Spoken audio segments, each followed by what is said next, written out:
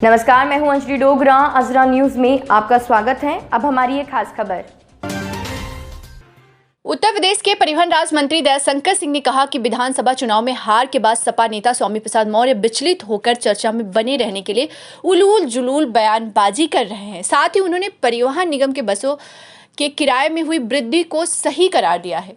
बलिया शहर में आज अखिल भारतीय विद्यार्थी परिषद के कार्यक्रम सहित संवाददाताओं से बातचीत में परिवहन राज्य मंत्री ने सपा नेता स्वामी प्रसाद मौर्य द्वारा किए गए हालिया ट्वीट इंडियन और डॉग कहकर अंग्रेजों ने जो अपमान ट्रेन में गांधी जी से किया था वह दर्द गांधी जी ने समझा था, उसी प्रकार धर्म की आड़ में उसका दर्द शूद्र समझ सकता है को लेकर किए गए सवाल पर प्रतिक्रिया व्यक्त करते हुए कहा कि विधानसभा चुनाव में हार के बाद सपा नेता स्वामी विचलित हो गए हैं।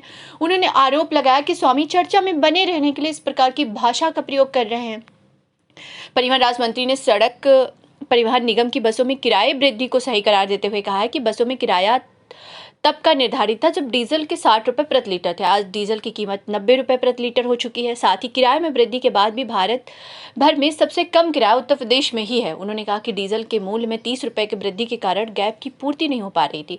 कोरोना काल में 2 वर्षों में कोई नई बस नहीं खरीदी गई है। उन्होंने कहा कि राज्य सड़क परिवहन निगम को जर्जर हालत से उबारने के लिए योगी सरकार अनेक कदम उठा रही है।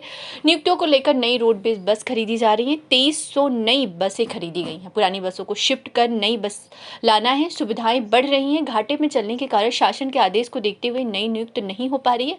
10,000 से अधिक नई नियुक्त होनी है।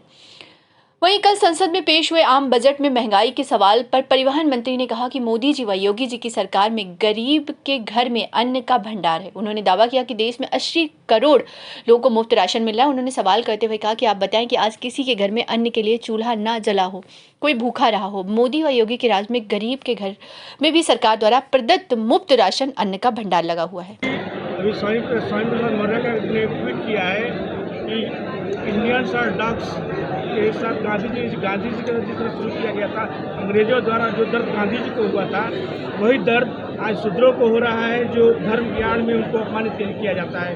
क्या कहेंगे? देखिए, स्वामी प्रसाद मौर्य जी जब से चुनाव हार गए हैं, वो विचलित हो गए हैं, तो चर्चा में आने के लिए कि इस तरह की भाषा का प्रयोग करते हैं। बजट पर अगर बात की जाए तो सामना में एक लेख निकला है कि जो ये बजट है ये बेहोशी की दवा का बजट है।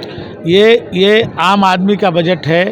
आज जो है आप देखें, एमएसएमई को बहुत ज़्यादा इसमें प्रोत्साहन दिया गया है। गरीबों को स्तर को ऊपर उठाने के लिए हर तरह की व्यवस्था इस बजट में है। एक आम आदमी की बजट है। इससे देश से आम आदमी इससे आगे बढ़ेगा। ये लोगों को रोजगार का सृजन होगा और आम आदमी एक खुशहाल एक ज़िंदगी व्यतीत होगी। ये उनका बजट है। गेहूं का दाम, आटे का दाम क्यों सस्ता किया गया? इसमें जब टीवी और इलेक्ट्रॉनिक वस्तुओं के दाम सस्ते किए गए हैं। देखिए, राशन तो इस सरकार में सबको जो है निःशुल्क मिल रहा है। जो गरीब है 80 करोड़ लोगों को आज निःशुल्क राशन मिल रहा है। अब तो जो है नमक और तेल और साबुन भी अब निःशुल्क मिल रहा है। तो इस सरकार में आप ये बताइए कि कोई एक दिन भी अन्न के लिए कोई किसका घर में चूल्हा न जला हो, कोई एक आदमी भूखा रहा हो। तो आज मोदी जी और योगी जी की सरकार में तो आज अन्न का जो आज गरीब के घर में भी भंडार है। आज अखिल भारतीय विद्यार्थी परिषद के ये सम्मेलन था, जिला सम्मेलन था, उसी में आज उपस्थित हुए थे। हमारे विद्यार्थी परिषद के राष्ट्रीय मंत्री साक्षी जी हैं, इस कार्यक्रम के मुख्य वक्ता थी, आई थी। तो यहाँ पर बात की जाए बलिया की कानून व्यवस्था की, तो कल एक व्यापारी ने खुद गोली मारकर आत्महत्या कर ली। सूदखोरों के आतंक को लेकर के क्या कहेंगे? कितना आतंक है सूदखोरों का जनपद में? उसके लिए क्या कार्रवाई की जा रही है? देखिए, ये सही है कि पहले भी यहाँ इस तरह की घटनाएं हुई हैं और फिर ये बहुत ही दुखदायी घटना हुई है और इस पर हम लोग बहुत सख्त हैं और जो भी दोषी होंगे उनको दंडित कराया जाएगा। और ऐसे लोगों पर जो आए दिन इस तरह की घटनाएं हो रही हैं, इस पर कड़ी कार्रवाई करके जो भी ये जो सूदखोरी का धंधा है इसको बलिया से बंद कराया जाए। कई बार देखा जाता है कि जो सूदखोर होते हैं वो किसी न किसी पार्टी से हमेशा जुड़े हुए रहते हैं, उनके खिलाफ पार्टी की वजह होने के नाते कार्रवाई के पुलिस काफ़ी पीछे हट जाती है। देखिए, ये पहले कभी होता होगा, लेकिन अब जो है योगी आदित्यनाथ जी की सरकार में कोई भी व्यक्ति, चाहे कोई कितनी भी पहुंच वाला क्यों न हो, यदि वो अपराधी है तो उसको सज़ा मिलेगी, ज़रूर मिलेगी। सर, अभी एक समाजवादी पार्टी की तरफ से आया था कि रोडवेज बस का किराया जो है बढ़ रहा है और सुविधा के नाम पर कुछ भी योगी सरकार नहीं दे रही, लुटने में कुछ नहीं कसर छोड़ी। देखिए, 3 साल से कोई किराया बढ़ा नहीं था और जो डीजल का दाम जो 60 रुपया था तो किराया था उत्तर प्रदेश का, और आज डीजल जो है 90 रुपया हो गया है। तो जो 30 रुपया डीजल की जो गैप है वो पूर्ति नहीं हो पा रही थी।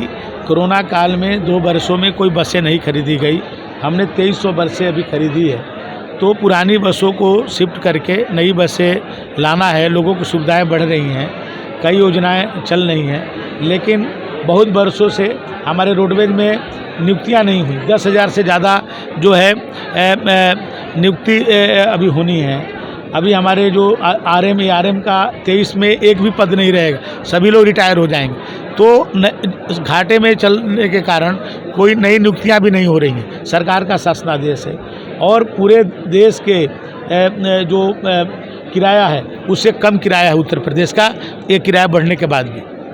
मंत्री जी, अभी स्वामी प्रसाद मौर्य ने ट्वीट किया है कि इंडियंस आर डॉग्स के साथ। तो ये थी हमारी खास खबर। मेरे यानी अंजलि डोगरा के साथ दिख रहे अजरा न्यूज़।